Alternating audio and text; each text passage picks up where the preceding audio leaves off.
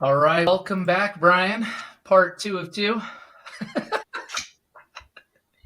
So I'm on the notice. I'm on the notice. we're glad to have you back. Mo and I shared with the world on the last episode that you had broken the barrier. You were in the top 50,000 in terms of ranked tennis players in the world, and so we did start the discussion that way. I was just curious, plus or minus a couple of folks. Are you still in the top 50,000? I think I've slipped below the top 50,000, so I'm clawing my way back, tournament by tournament. No, it's a tough road to hoe, but I just aspire to you know be in the top 100,000 at this stage. I I love, but speaking about tennis, because I know like it's a real passion for you and you love it. Tell everybody real quick what you just got to do. You just got back from vacation not too long ago, and you got a really cool special trip. So I'd love to hear about that. Yeah, so was out at Palm Springs at Indian Wells. Carlos Alcaraz took the title, and it was super cool just because we're in. We saw this with the Williams sisters. 20 years ago, they just brought a whole new crop of players in. African Americans were just, um, you're seeing it now. They're coming up through the ranks, and it's this whole new crop of players. The same thing is happening with Carlitos Alcaraz.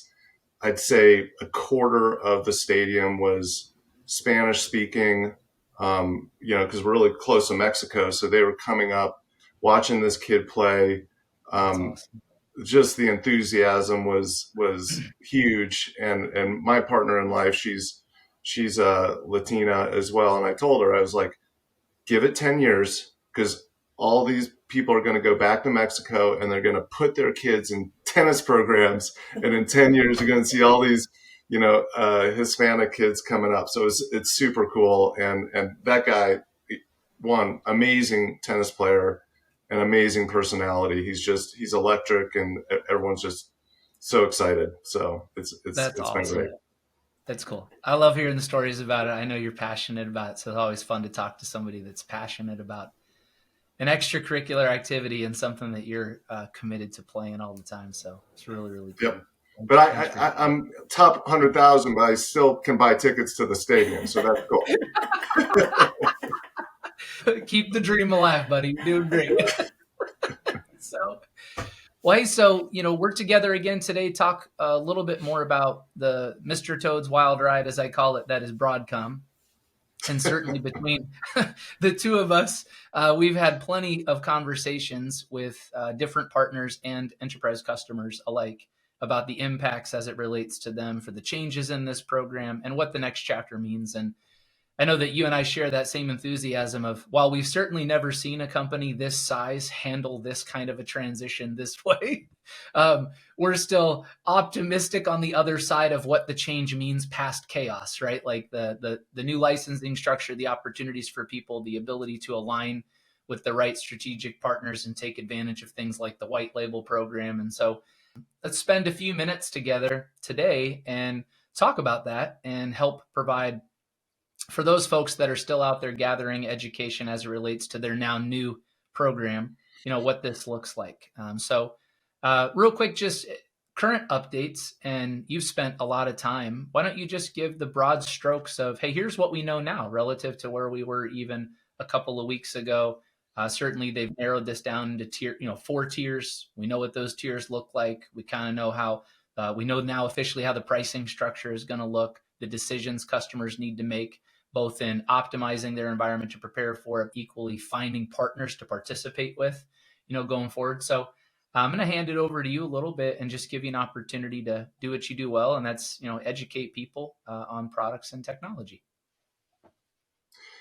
Yeah. So I share the sentiment. I've never really experienced anything like this in my career, so it's uncharted territory for everybody. And I've dropped a couple videos on the topic, but Broadcom Advantage is the new program, right? And so we're moving to a subscription-based license, and you know, there's mandates in the program that you have to achieve to remain compliant. And then there's new tiers. You know, we've talked about the Pinnacle and Premier tiers. So we went from that 4,500 VMware partners globally down to 500 now. So there's 4,000 CSPs, managed VMware providers globally, who are trying to figure out how they navigate this change. And so that's where there's been a ton of anxiety. And it's compounded with the fact that Broadcom has provided a lot of guidance with not a lot of detail. And, we're in this time where people are trying to figure out how they partner with a Pinnacle or a Premier provider to maintain their business and to kind of move it forward, and what changes. And so I think there's two big things that are changing. One is, how do I participate in the Broadcom ecosystem in the program? And then what does it mean to my operating model, right? So you're as a registered, and the 4,000 that didn't make the Pinnacle or Premier, they are now, air quotes, registered tier partners in that ecosystem. And so they have to work with a Pinnacle or Premier provider to support their customers. So the Pinnacle and Premier provider are backstop for them. So they are providing managed services to their end user customers, but then they have to engage with one of those Advantage partners to do any type of trouble isolation, trouble resolution, logs, all the components that were traditionally provided by VMware. So that's a big change from an operating model perspective.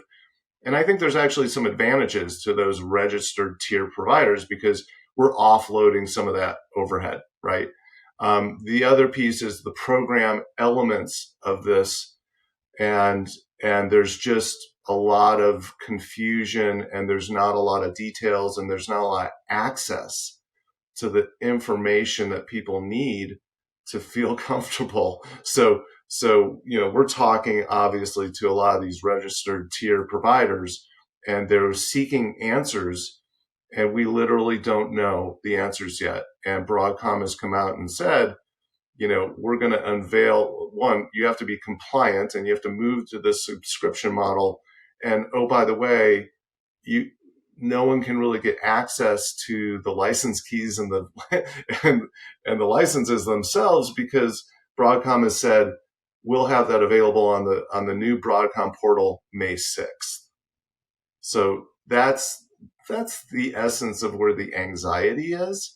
And I think what we're seeing from a behavioral perspective, from the registered tier CSPs, is that they are really struggling with how do they proceed forward, and they're asking us for a lot of those answers, and they're asking us to build contracts where we don't understand the terms of those contracts and the flow down implications for all parties involved. So that's really a tough spot for all of us to be in right now.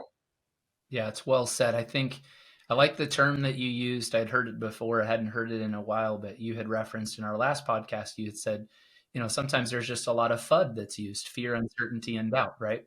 And unfortunately, for the partners that connect into this podcast, this will sound a little bit bolder, but it's necessary in that there's a lot of profit in fear and confusion. And people will use that to their advantage to put you in a position where you feel like you have to make a decision. And so hopefully what we can offer through the videos that we're putting out on a regular basis, the conversations we're having, our patient, which is pretty high up relative to, Broadcom access, is that everybody's at the same jumping off point right now.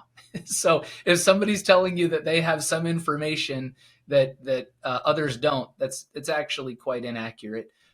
Everybody has the same information. Some of us that have been in this a little bit longer and in smaller communities, whether it's technical advisory boards or access in other ways, just proceeding to change to this program, have some additional information that has helped add clarity. But as it relates to anything that would be contractually obligated, pricing, portal access, registration, we're all at baseline. So there is nobody right now that can legitimately offer you a contract for new services and the pricing and the units related, because that has yet to be completed. So definitely don't fall trap to that.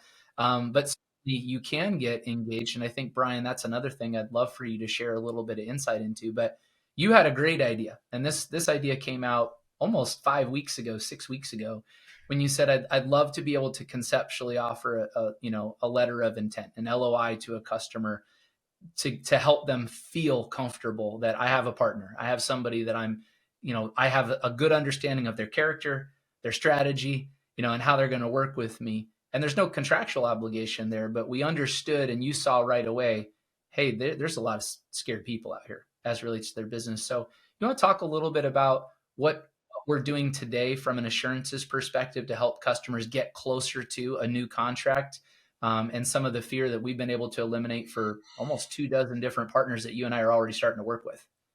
Yeah. I think the most important thing navigating these waters is to operate in good faith, right?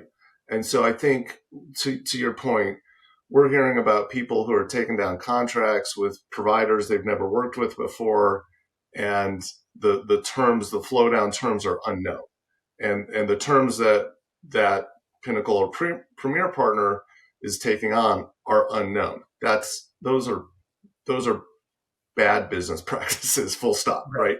Because you shouldn't do that, and if you're partnering with someone, you should not be operating in that type of mode.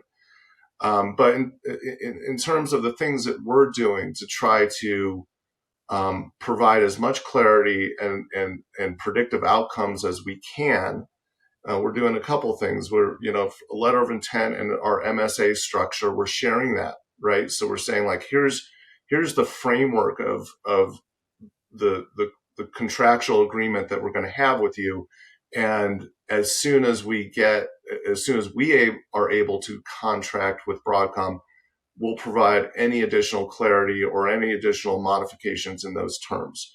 But for now, we can provide you with some predictive pricing structures. And so we are providing proposals based on the information that we know today, that's been shared out. So we know what the month-to-month terms, we know that there are 3-year commits against the different core commits that you would have in this structure. So we're able to provide you with from what we know today, what those quotes would look like, the discounts off the MSRP on the cores, and that provides at least an opportunity for the ecosystem that we're building some predictability in terms of what I call the hydraulics of your business model, right? So now I know the COGS, I know what I'm going to be able to sell out in the marketplace, and I know what my profitability is going to look like going forward. So that's good.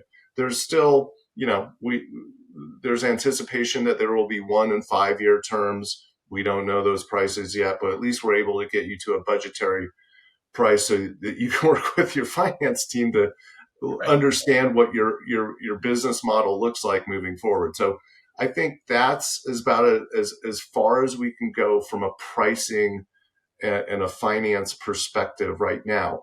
The other component is, make sure that you're partnering, obviously, like I said, with someone who's going to be transparent, operating in good faith, but then also has the credibility from a historical perspective and a depth around their VMware practice, right? And so at OTAVA, we know we've been in this for over a decade.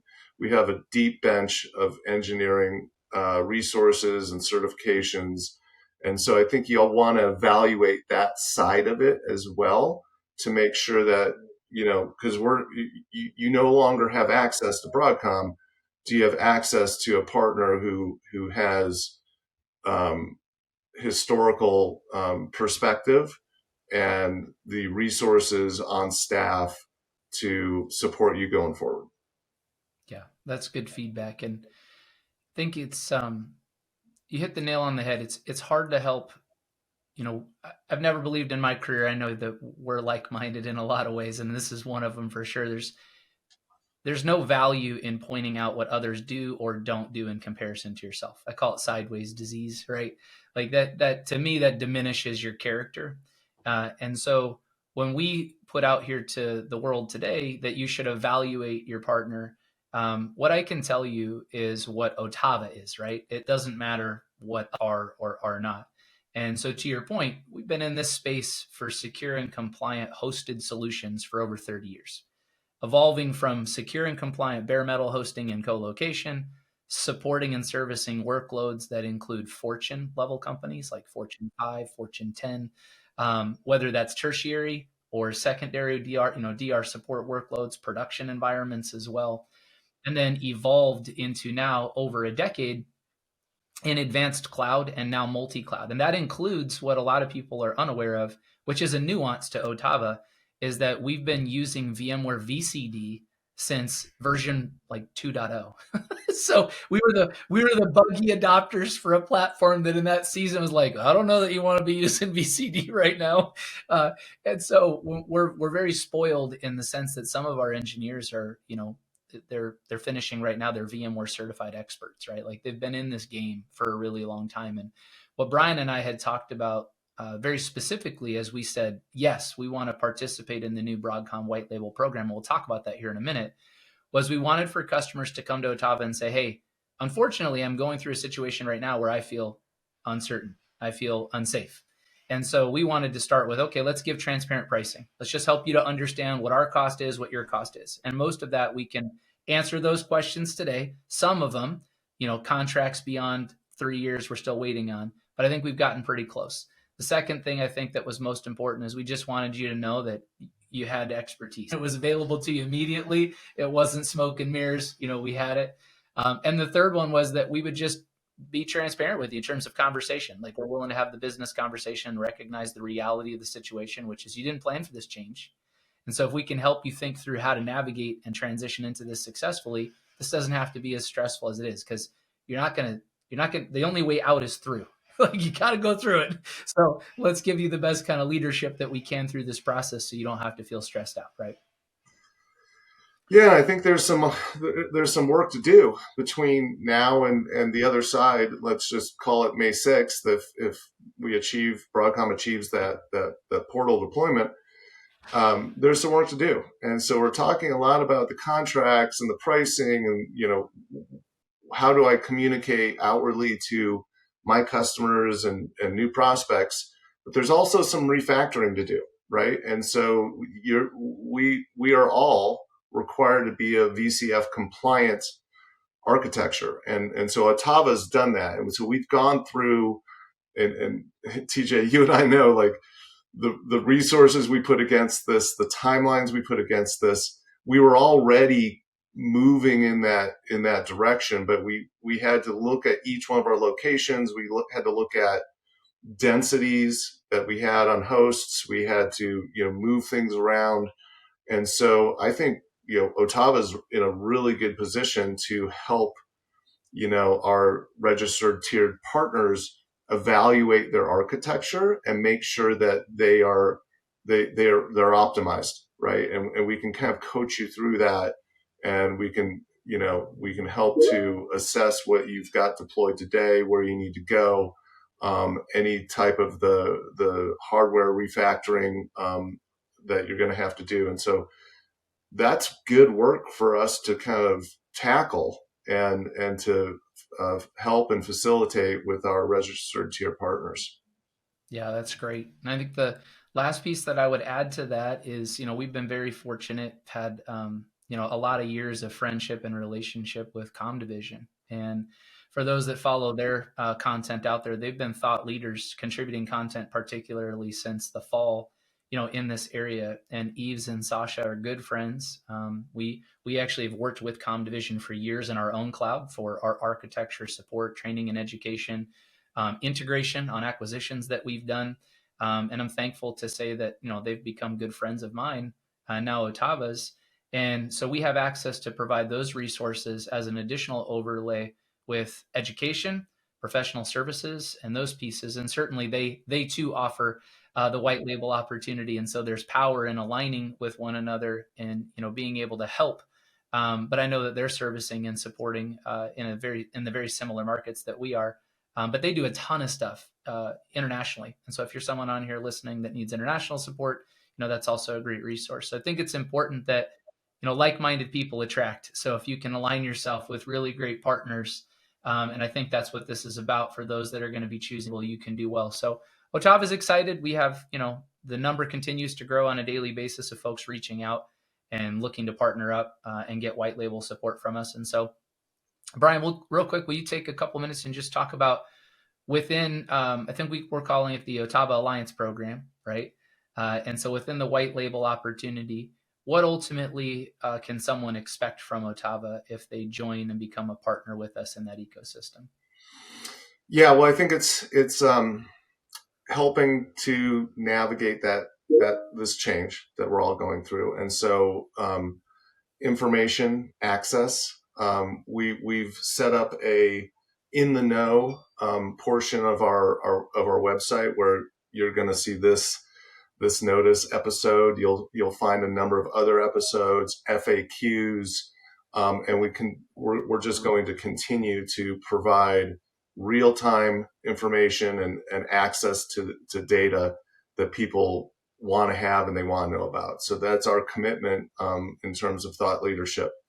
As far as the Alliance program goes, it's us shepherding you through these uncharted waters that we're going through right now, and then helping you from not only a programmatic perspective, but as we were talking about from the architecture and engineering side, we've got professional services capabilities, and you can consume that expertise in a variety of ways, right? So if you need just on demand, I've got my own staff of certified VMware engineers. I can run my own environment. I really just need licenses. We can support that model. And if you're trying to level up and you need some help from an architecture and design perspective, we can provide you those professional services on a monthly basis. Or if you're budgeting and you're anticipating that you're going to just need ongoing support, we can just have a pro service subscription, if you will, that you're eligible for and that you can use, wherever you are in that journey on an annualized basis. So you can amplify and you can have a deeper need as you're doing some of these immediate architectural changes, and then you can roll that professional service commitment down once you're operational, and it's really just triage and escalations and Sev1 type of support. So any type, wherever you are in your VMware expertise, we can help you there. And as you mentioned, it's geo specific, right? And so we're going to be really strong in North America, and we've got the ComDivision relationship that can really extend to any geography outside of North America. That's right.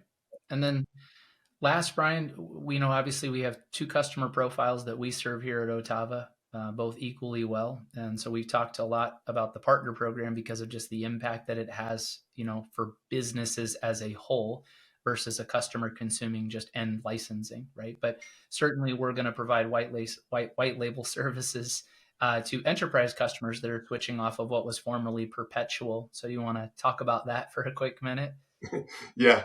And I describe this as those two cohorts, right? So the registered tier CSP community, that's 100-yard sprint. Like everyone, those partners are trying to make a deterministic decision here in a very short period of time, and we are, to your our discussion on LOEs and how do we give agreement frameworks that make sense and pricing and quoting that makes sense. We're right in the throes of that.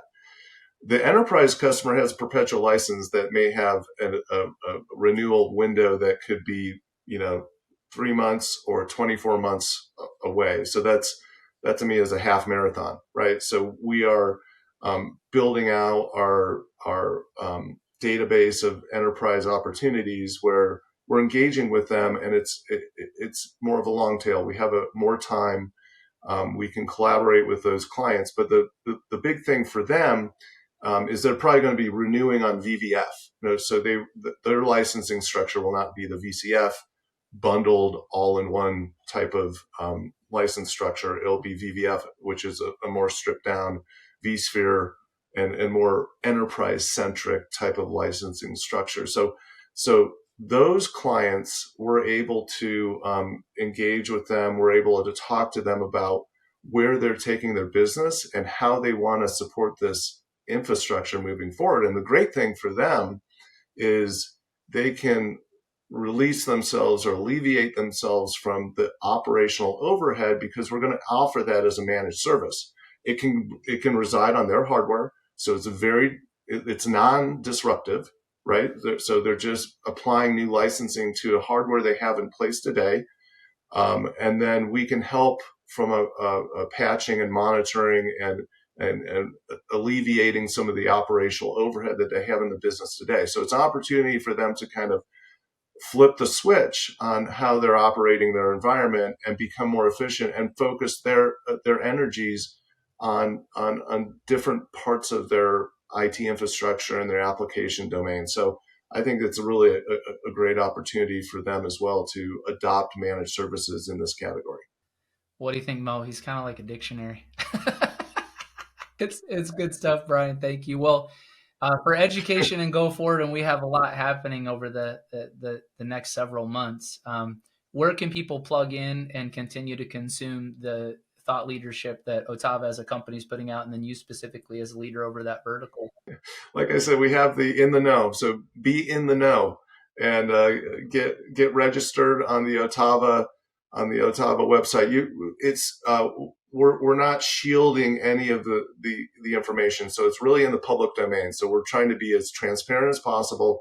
We're giving as much information as possible, and then if you want quoting and other types of specifics about partnering or consuming licenses through OTAVA, we're going to ask you to register so that we can get some information and we can engage with you. So we're trying to be good stewards of the business and helping everyone get to the other side of this of these treacherous waters we're kind of in right now.